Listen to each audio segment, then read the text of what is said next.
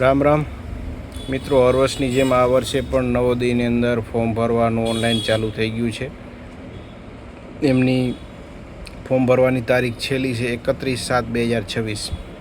31/7/2026 આ તારીખ સુધી પાંચમાની અંદર અભ્યાસ કરતા તમામ દીકરા દીકરીઓને આપણે ફોર્મ ભરી શકીએ છીએ.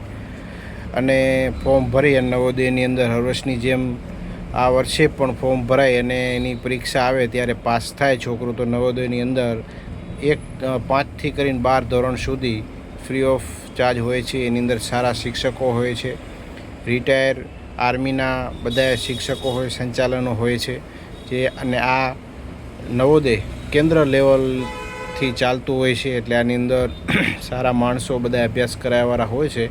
અને આપણું છોકરું જો આની અંદર પાસ થાય અને જો આગળ ભવિષ્યમાં એને સારો એવો રસ્તો મળી શકે છે. અને વિશેષ ગયા વર્ષના અમુક પ્રશ્ન હતા પણ હોય છે હર વર્ષે એમને કે આપણું છોકરું ગામડે તૈયારી નથી કરતું અને પરીક્ષાની અંદર કેવી રીતે પાસ થાય. 100% પાસ થાય, એવું નથી કે ના પાસ થાય, પણ એક પાસ થાય કે ના પાસ એ જોયા કરતાં આપણા છોકરાને બહાર નીકળવાની એક તક મળે.